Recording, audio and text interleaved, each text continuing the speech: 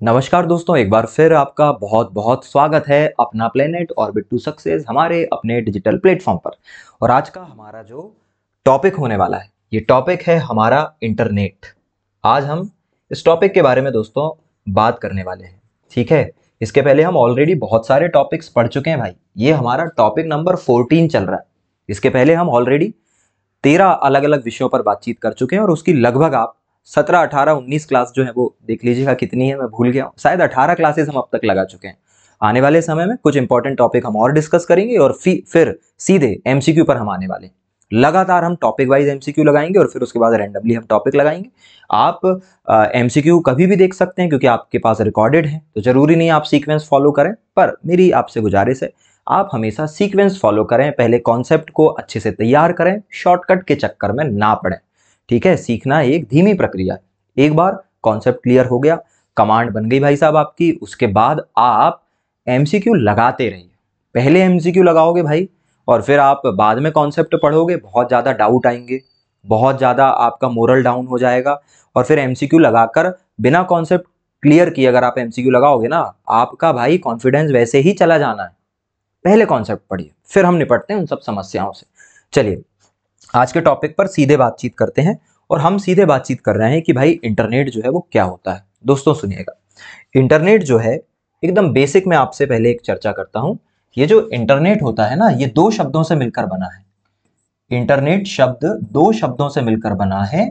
पहला जो शब्द आया निकलकर वो आया इंटर। और यहां पर इंटर जो भले ही लिखा हुआ है इंटर, लेकिन इसके पीछे लिखा हुआ है नेशनल। वो हम लिखते नहीं है लेकिन उसका मतलब है इंटरनेशनल। और ये जो दूसरा शब्द आया है नेट, दूसरा जो शब्द आया है ना नेट, इस नेट के आगे भी लिखा हुआ है आपका क्या, वर्क, नेटवर्क। तो दोस्तों इंटरनेशनल नेटवर्क ही आगे चलकर इंटरनेट कहलाया है। और अगर आपको हिंदी में या हमारी लोकल लैंग्वेज में बताने की कोशिश करूं तो यह और कुछ नहीं बल्कि सूचना का एक जाल है। ये सूचना जाल है भाई। अगर आपको जाल नहीं बोलना, आप तंत्र बोल दो। यह सूचना का तंत्र है एक। और किसने बनाया इंटरनेट? बनाने के दावेदार तो बहुत हैं, लेकिन इंटरनेट हम सब ने बनाया। जैसे अगर मैं आपसे पूछूं देश कौन बनाता है, नागरिक। समाज कौन बनाता है, लोग। परिवार कौन बनाता है, परिवार के सदस्य। इंटरनेट कौन बनाता है, यूजर्स। हम, आप, हम सब मिलकर यूजर्स कहलाते हैं, एंड यूजर्स कहलाते हैं। और हम ही इन सेवाओं को आपस में साझा करते हैं। और हमारी इस साझा करने की प्रवृत्ति ने इस इंटरनेट नामक एक इंफॉर्मेटिव वेव को बनाकर हमारे सामने प्रस्तुत किया है। तो ये सूचना का एक जाल है। अब हम आगे की बात करते हैं कि भाई ये इंटरनेट आखिरकार कैसे आया। दोस्तों देखिए, अभी तो मोटे तौर पे आप समझिए, फिर हम एक टाइम क्रोनोलॉजी समझेंगे। फिलहाल अभी मोटे तौर पर समझिए। इंटरनेट के विकास की अगर हम बात करें तो 1960-1970 के दशक में पहली बार एक आर्पानेट करके एक नेटवर्क चर्चा में आया था, है ना, आर्पानेट। ये आर्पानेट जो है ये अमेरिका के डिफेंस डिपार्टमेंट के द्वारा बनाया गया एक अपना खुद का पर्सनल नेटवर्क था। अमेरिका के रक्षा विभाग के द्वारा बनाया गया था। एग्जैक्टली बताऊं कब बनाया गया था, 1969 में बनाया गया था। और यह डिफेंस के दो अलग अलग डिपार्टमेंट्स को, दो अलग अलग सिस्टम्स को जोड़ने का काम ये किया करता था। पब्लिक के लिए उपलब्ध नहीं था, है ना, और ना ही फ्री था। अब आगे चलकर इसमें टीसीपी और आईपी नामक प्रोटोकॉल की खोज हुई। कब? 70 और 80 के दशक में। तो भाई तेजी आई इंटरनेट में। और 73 में ईमेल का आविष्कार हुआ तो आसानी से सूचना भेजी जाने लगी। फिर उसके बाद 80 और 90 के दशक में दोस्तों डोमेन नेम सिस्टम, जिसको आप आजकल वेबसाइट का नाम जिसे आप बोलते हो ना, डोमेन नेम सिस्टम शुरू हुआ, .com आया। और फिर 1989 में www की क्या की गई, रचना की गई, खोज की गई। उसे बनाया गया किसके द्वारा, टिम बर्नर्स-ली के द्वारा। मतलब मैं आपको ये बताना चाह रहा हूं कि कैसे 1960 से लेकर 1990 तक, 1960 से लेकर 1990 तक इंटरनेट में हर डेकेड में कुछ ना कुछ बड़ी चीजें हुई। और उसी की बदौलत है कि आज हम www मतलब कि इंटरनेट का आविष्कार कर पा रहे हैं। और भी फिर चीजें आगे चली, अभी तो हमें बहुत डिटेल में देखना है। जैसे 1990-2000 में फिर और भी चीजें, जैसे कि सर्च इंजन बनने लगे। जैसे गूगल एक सर्च इंजन है, वेब ब्राउजर बनने लगा।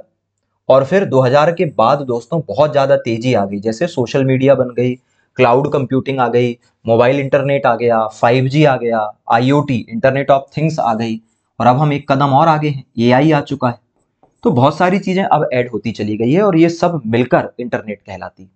ठीक है, अब दोस्तों आप भूमिका बना चुके हैं, अब सीधे हम चर्चा पर आते हैं कि भाई इंटरनेट की परिभाषा क्या है और इंटरनेट की फंक्शन करने की जो तकनीक है वो कैसे काम करती है।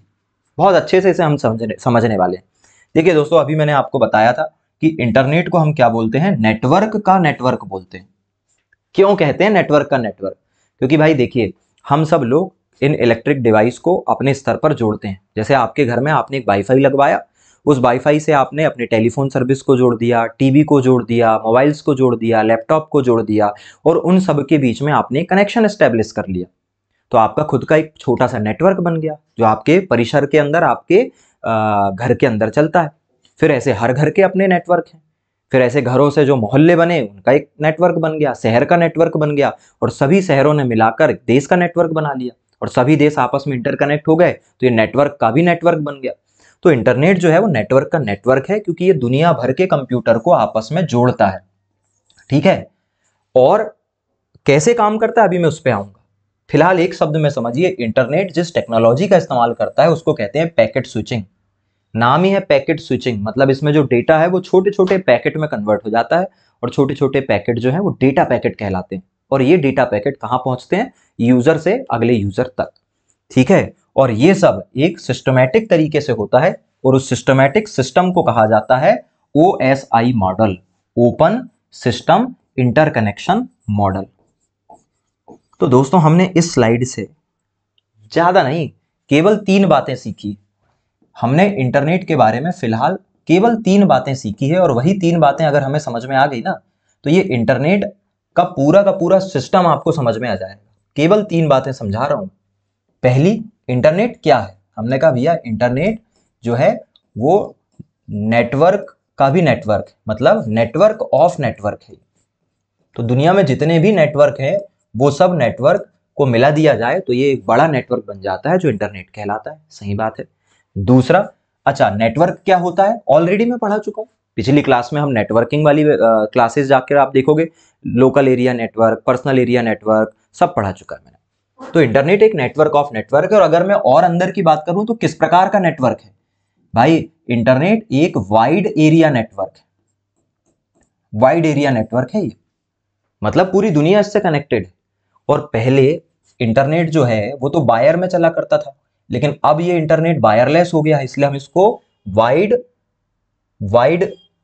लोकल एरिया नेटवर्क भी बोलने लगे हैं, क्योंकि इंटरनेट का इस्तेमाल अब हम लोकल डिवाइस को वायरलेसली जोड़ने के लिए भी करने लगे।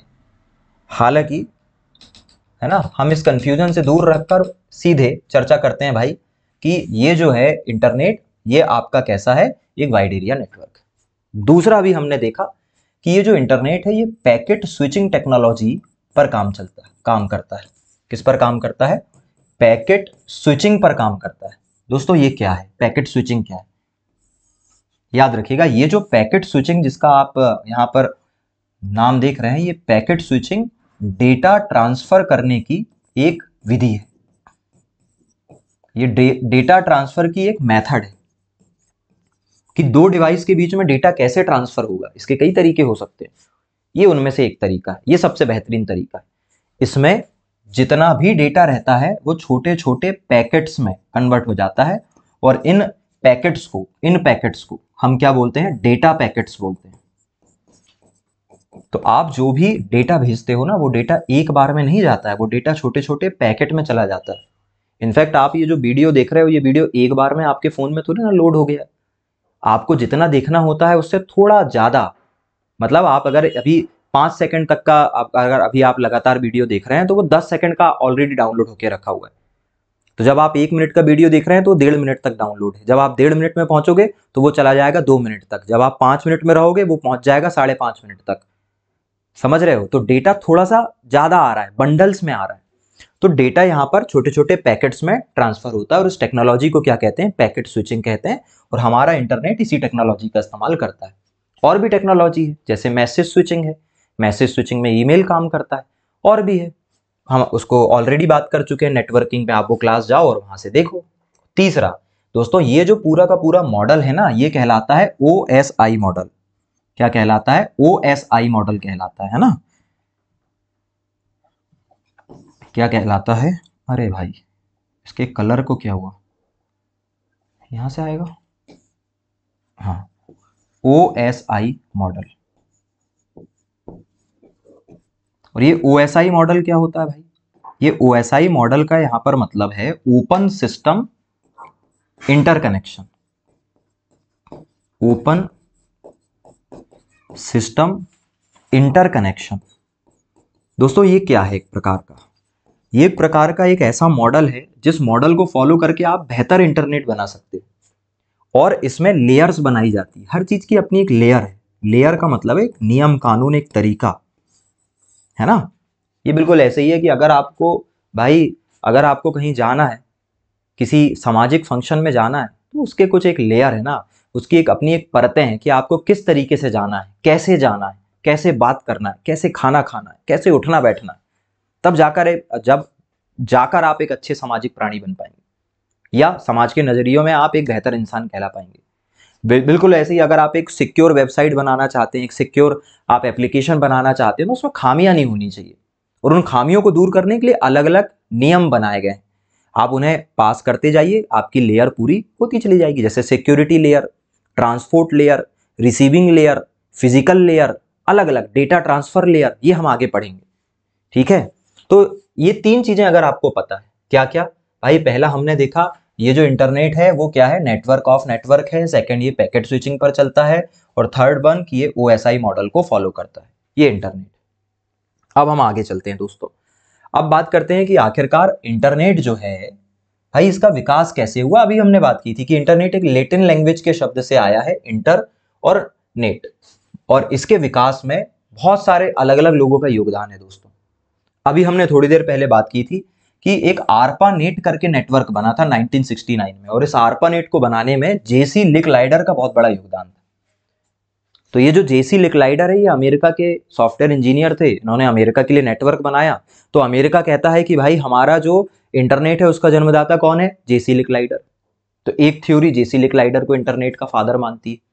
तो अमेरिका के अकॉर्डिंग फादर ऑफ इंटरनेट कौन हो गया? जेसी लिकलाइडर।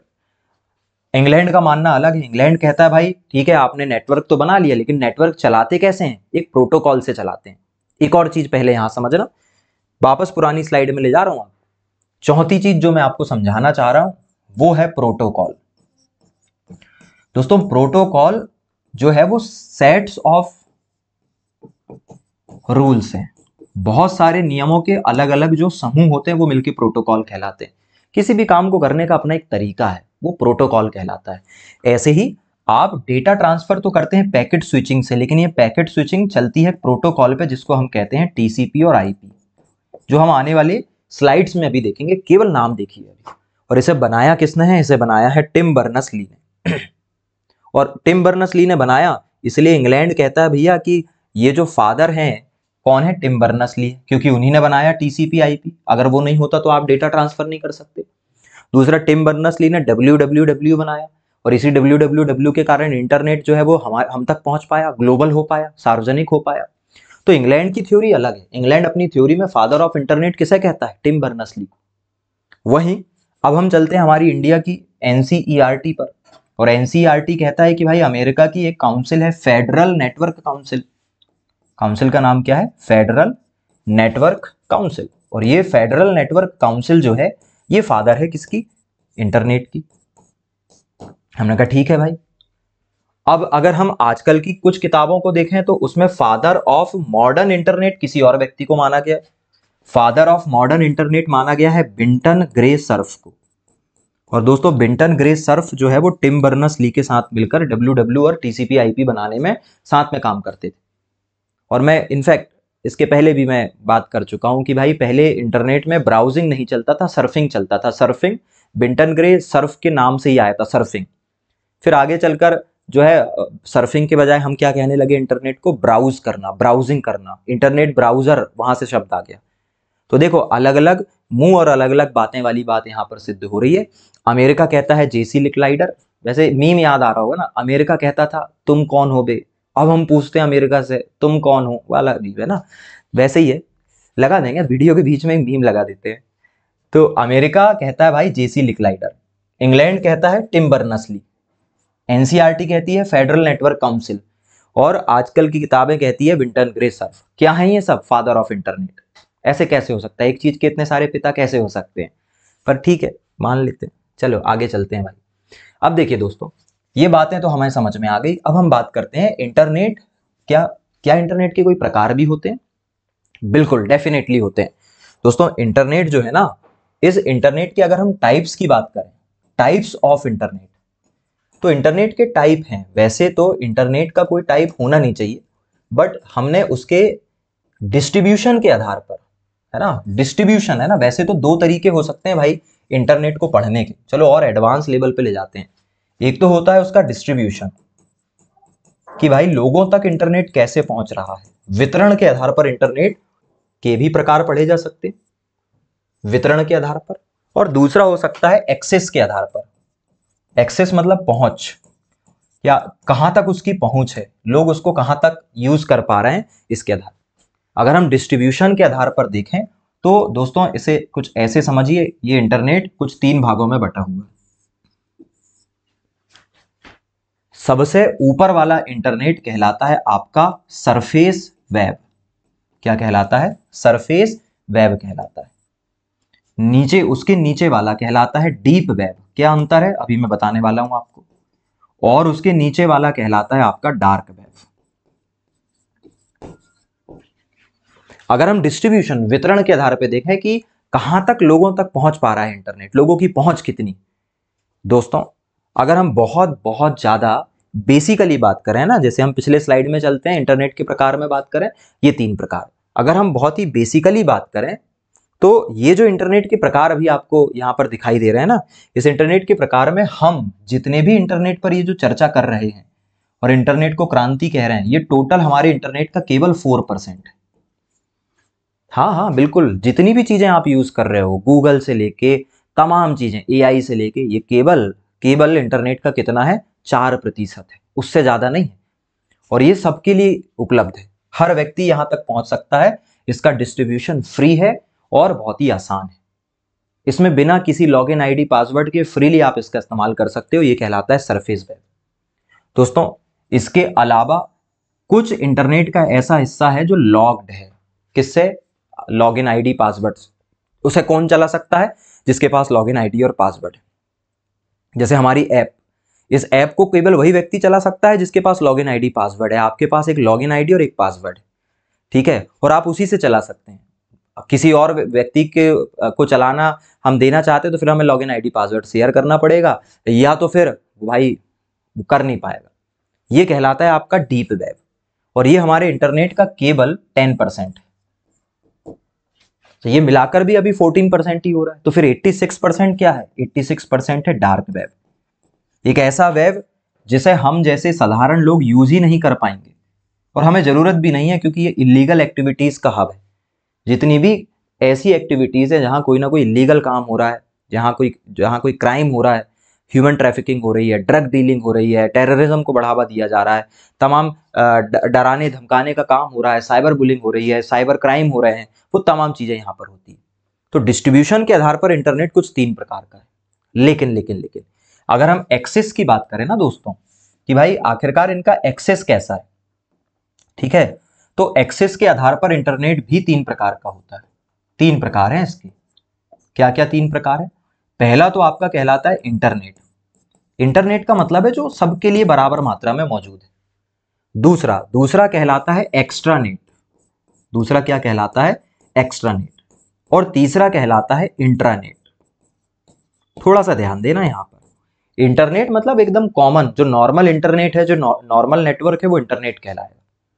लेकिन ध्यान देना, मान लीजिए मेरी एक ऑफिस है और उस ऑफिस में कुछ एम्प्लॉइज काम करते हैं, और काम कुछ ज़्यादा है। फेस्टिवल का सीजन चल रहा है, मुझे छुट्टी भी देना है उन्हें और काम भी करना है हम लोगों को। तो भाई मैं क्या करूँगा, मैं उन्हें कहूँगा कि आप एक काम कीजिए, ये लॉगिन आईडी पासवर्ड और ये जो कंप्यूटर है, मतलब लैपटॉप है, इसे घर ले जा लीजिए और आप घर से ही रिपोर्ट कर लेना। Work from home type of का जो कल्चर है वो। तो ये जो कहलाएगा, ये कहलाएगा आपका एक्स्ट्रानेट। इंटरनेट को हमने थोड़ा और एक्सटेंड कर लिया। क्या कहलाएगा? एक्स्ट्रानेट। और दोस्तों एक होता है इंट्रानेट, मैंने कहा भाई अगर मेरी ऑफिस में काम करना है तो आप यहीं के सिस्टम में आके काम करोगे, आप यहाँ की चीजें ले जा नहीं सकते। जैसे बैंक में काम करने वाले एम्प्लॉइज बैंक में आकर ही वहां के नेटवर्क का इस्तेमाल कर सकते हैं। ये क्या कहलाएगा आपका इंट्रानेट। इंट्रा मतलब छोटा, संकीर्ण, और एक्स्ट्रा मतलब थोड़ा सा खुला, और उससे भी ज्यादा खुला क्या है, इंटरनेट। तो एक तरीका ये भी हो सकता है कि आपकी एक्सेस कितनी। चलिए, तो ये वाली जो स्लाइड है ना, ये आपको और बेहतर तरीके से समझ में आ गई होगी। सरफेस वेब क्या होता है, डीप वेब क्या होता है, और डार्क वेब क्या होता है। अभी हमने देखा था दोस्तों, सरफेस वेब वो है जैसे विकिपीडिया, न्यूज़पेपर, वेबसाइट, है ना, ई कॉमर्स वेबसाइट जैसे कि अमेजॉन, मिंत्रा, हर कोई चला सकता है, बिल्कुल सरफेस वेब हो गया। और डीप वेब क्या है, जैसे ऑनलाइन बैंकिंग, ईमेल, है ना, जैसे एजुकेशनल डेटा, ये इसमें लॉगिन आईडी पासवर्ड लगती है, that is called deep web. And dark web, dark web जो है दोस्तों, यहाँ पर इलीगल काम होते हैं और इसे चलाने के लिए एक अलग सॉफ्टवेयर इस्तेमाल में किया जाता है, यूज, जिसको हम कहते हैं टॉर। ये हमारे गूगल क्रोम या फिर इंटरनेट के जो बाकी ब्राउजर हैं, opera mini, safari, explorer, Microsoft Edge, वहां से नहीं चलने वाले। ये चलते हैं द अनियन राउटर नाम के, द अनियन राउटर नाम का एक ब्राउजर है, उस ब्राउजर को शॉर्ट में क्या बोलते हैं, टॉर। उससे ये डार्क वेब जो है वो रन किया जाता है, वो भी VPN लगाकर, प्रॉक्सी नेटवर्क लगाकर। यहाँ पर काम करने वाले लोग जो है ना, यहाँ पर डार्क वेब में, ये अपनी पहचान जो है वो रिवील नहीं करते, ये अपनी पहचान छुपाकर काम करते हैं क्योंकि गलत काम करते हैं। बाकी यहाँ हम अपनी पहचान जो है वो जाहिर कर देते हैं क्योंकि हमारे काम सही है। तो आप समझ पा रहे होंगे कि इस तरीके से आप इंटरनेट को विभाजित भी कर सकते हैं भाई भाग में। चलिए अब उस पर बात करते हैं। एक सेकंड है ना, आप थोड़ा सा रिवाइज कीजिए और फिर हम क्लास कंटिन्यू करते हैं। थोड़ा चेक कर लें क्लासेस कैसी चल रही हैं।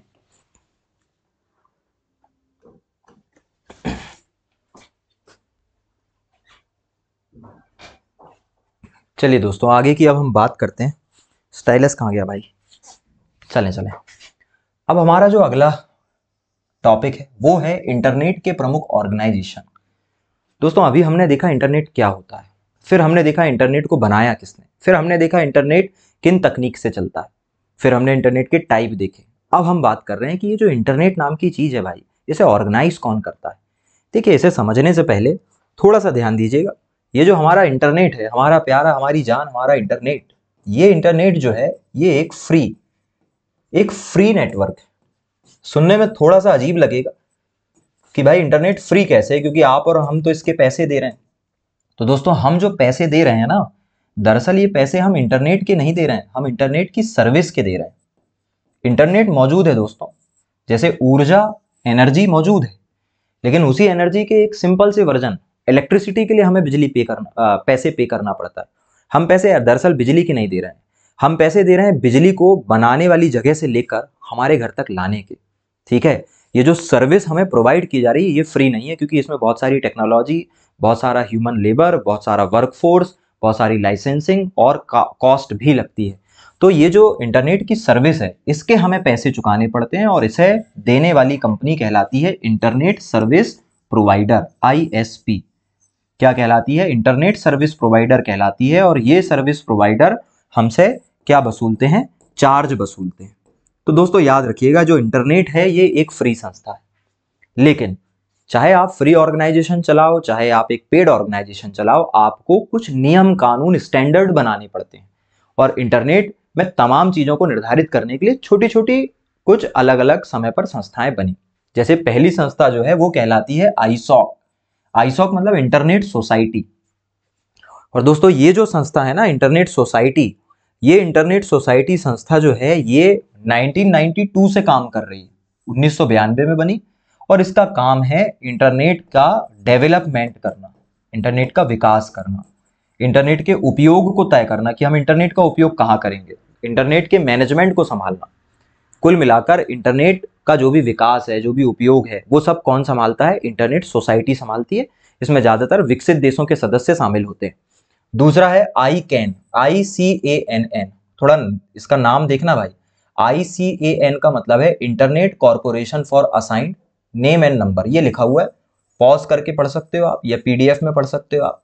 तो ICANN जो है इसका फुल फॉर्म होता है, I मतलब आई मतलब क्या है भाई? आई मतलब है आपका इंटरनेट, सी मतलब कॉर्पोरेशन, ए मतलब असाइन, नेम एंड नंबर।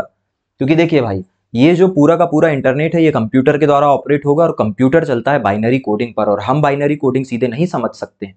तो कंप्यूटर हर एक वेबसाइट को एक बाइनरी डिजिट पे नंबर दे देता है, या एक अल्फा न्यूमेरिकल नंबर 1 2 3 4 इसमें दे देगा। अब हम कितनी सारी वेबसाइट को ऐसे डिजिट में याद रखेंगे? तो हम उनका एक नाम बना लेते हैं। जैसे आप अगर यूट्यूब बोल रहे हैं तो यूट्यूब का मतलब है कि यूट्यूब के पीछे एक एक डिजिट का नंबर है, एक डिजिट का पता है। ये बिल्कुल ऐसे ही है कि अगर मैं आपको कहूं कि आप जितने भी शहर हैं उनके नाम ना याद रख के उनके पिन कोड याद रख लो, तो दो चार शहर के तो रख पाओगे, लेकिन भारत में सारे शहरों के नाम आप नहीं रख पाएंगे ना। बिल्कुल ऐसे डोमेन नेम सिस्टम इंटरनेट को आसान करने के लिए शुरू किया गया, और ये नाम और नंबर देने का काम किसका है? ICANN का है, जो 1998 से काम कर रही है, और इसका काम है इंटरनेट में नामकरण की प्रणाली जो है उसे बनाना। दोस्तों फिर दो संस्थाएं हैं, IETF और IRTF। TF का मतलब है टास्क फोर्स। तो दोस्तों दो टास्क फोर्स यहां पर काम करती है इंटरनेट में। आई का मतलब दोनों ही जगह इंटरनेट है, तो इंटरनेट के पास इंटरनेट को चलाने के लिए हमने दो टास्क फोर्स बनाई है, IETF internet engineering task force, और अगली बनाई IRTF internet research task force. ये इंजीनियरिंग को संभालती है, ये रिसर्च को संभालती है। कब से चल रही है? 1986 से चल रही है। चले अगली संस्था है W3C। W3C का मतलब है WWWC, world wide web consortium, और ये भाई स्टैंडर्ड को मेंटेन करता है। समय समय पर जो सिक्योरिटी स्टैंडर्ड फॉलो करने होते हैं ये उसको अपडेट करने का काम करता है, और ये 1994 से काम कर रहा है भाई। तो देखिए अगर हम बात करें इंटरनेट में सबसे पुरानी संस्था अभी तक ये देखे हमने टास्क फोर्स, कब से? 86 से। फिर हमने क्या देखा? अगला अगला हमने देखा इंटरनेट सोसाइटी 2 से, 1992 से। फिर हमने क्या देखा? फिर देखा W3C 1994 से, और फिर हमने देखा ICANN 1998 से। इसे जरूर पढ़िएगा, बहुत जरूरी है। चले आगे की बात करते हैं। चले तो ये 4-5 संस्थाएं थी दोस्तों जो आपके लिए बहुत ज्यादा जरूरी थी। अब हम आगे की बात करते हैं। अब हमने बात की थी शुरुआती समय पे कि इंटरनेट जो है वो एक प्रोटोकॉल को फॉलो करता है। दोस्तों एक नहीं, बहुत सारे प्रोटोकॉल इसमें हो सकते हैं। शुरुआती समय में तो मैंने केवल आपको TCP और IP बताया, लेकिन TCP IP केवल नेटवर्क में काम आने वाला प्रोटोकॉल है। हम इंटरनेट में बहुत सारे काम करते हैं भाई। मेल भेजना एक अलग काम है, फाइल भेजना एक अलग काम है, लाइव क्लासेस एक अलग काम है, वीडियो प्ले करना एक अलग काम है। बहुत सारे अलग अलग कामों के लिए अलग अलग प्रकार के नियम बनाए गए हैं, और इन नियमों का समूह क्या कहलाता है? प्रोटोकॉल कहलाता है। बहुत सारे प्रोटोकॉल इंटरनेट में होते हैं, हम उन्हें देखने वाले हैं। दोस्तों पहला जो प्रोटोकॉल है ना उसका नाम है TCP IP। दोस्तों TCP IP का फुल फॉर्म क्या है? TCP का फुल फॉर्म होता है ट्रांसमिशन कंट्रोल प्रोटोकॉल। ट्रांसमिशन का मतलब क्या होता है? डेटा को भेजना। तो ये ट्रांसमिशन कंट्रोल प्रोटोकॉल है। और आईपी का मतलब होता है इंटरनेट प्रोटोकॉल। दोस्तों पहली बात, टीसीपी और आईपी हमेशा साथ में काम करते हैं, है ना, ये एक दूसरे के पूरक हैं। आधा काम टीसीपी करता है और आधा काम आईपी करता है। चलो यहां समझते हैं। चलिए टीसीपी और आईपी की बात करते हैं। देखिए भाई, टीसीपी का मतलब होता है transmission control protocol. Transmission control protocol. और दूसरा जो इसके साथ जुड़ा हुआ है वो कहलाता है आईपी। आईपी मतलब हो गया आपका क्या? Internet protocol. दूसरा क्या हो गया? Internet protocol. ठीक है, ये जो ट्रांसमिशन कंट्रोल प्रोटोकॉल है, ये जो आपका ट्रांसमिशन कंट्रोल प्रोटोकॉल है ना, ये डेटा के ट्रांसफर को, डेटा के हस्तांतरण को संभालता है कि डेटा कैसे भेजा जाना चाहिए। और डेटा के हस्तांतरण के लिए, डेटा ट्रांसफर के लिए हमने पहली बात करी है कि कौन सी तकनीक काम करती है? Packet switching. तो ये पैकेट स्विचिंग के साथ कनेक्टेड होता है, और क्या करता है? डेटा को बंडल्स में, मतलब कि डेटा को पैकेट्स में कन्वर्ट करता है और उसे भेजने का काम करता है। अब इसे ऐसे समझिए कि भाई ये एक व्यक्ति है और इसे दूसरे व्यक्ति को क्या भेजना है? डेटा भेजना है। तो ए अपना डेटा जब भेजेगा तो ये डेटा पहले कहां जाएगा? सर्वर में, और फिर सर्वर से कहां जाएगा? बी के पास। तो ए जब डेटा भेजेगा ना, तो ए क्या करेगा, यहां पर डेटा के पैकेट्स बना देगा और ये चले जाएंगे सर्वर में, और सर्वर से ये पैकेट किसके पास जाएंगे, बी के पास जाएंगे। अब इसको और आसानी से हम आसान भाषा में हम समझते हैं। दोस्तों मान लीजिए आपको दिल्ली जाना है, ठीक है, अपने किसी रिश्तेदार के घर। तो आप उनसे जब एड्रेस मांगेंगे तो वो सबसे पहले आपको कहेंगे भाई आप फला तारीख को, जैसे मान लो एग्जाम्पल के लिए 1 जनवरी को, तो आप 1 जनवरी को बोलेंगे भाई कहाँ आ जाना, दिल्ली आ जाना। आप 1 जनवरी को दिल्ली जाकर इकट्ठे हो गए।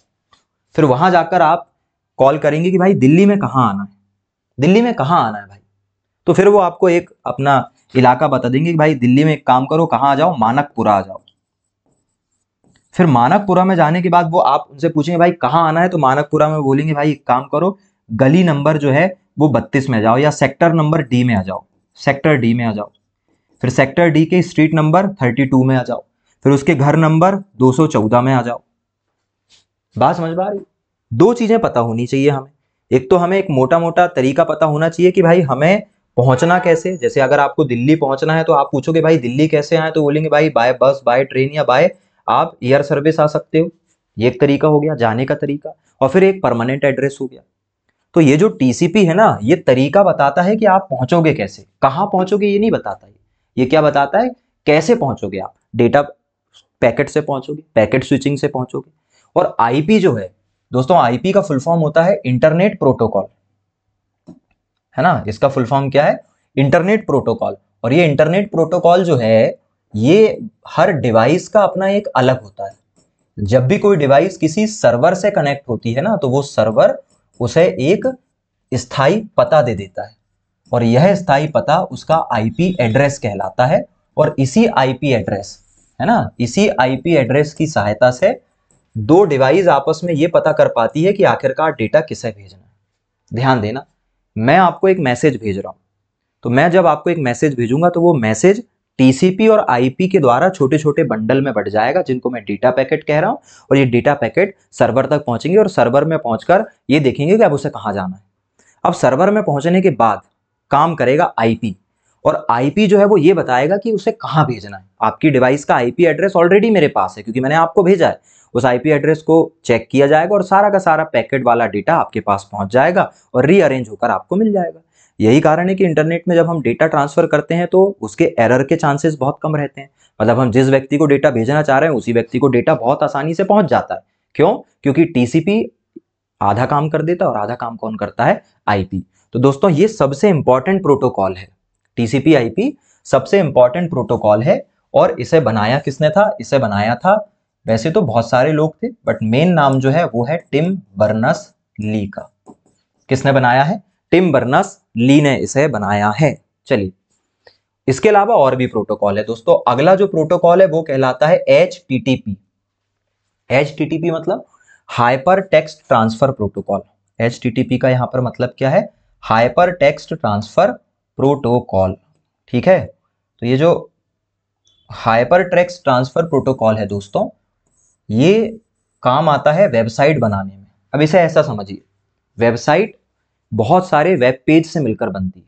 जैसे पेज से बनकर आपकी कॉपी बनी, बिल्कुल ऐसी बहुत सारे वेब पेज से मिलकर आप क्या बनती है, वेबसाइट बनती है। और वेब पेज पे क्या लिखते हो आप? जैसे कॉपी के पेज में क्या लिखते हो आप? लेटर्स लिखते हो, वर्ड्स लिखते हो, शब्द लिखते हो।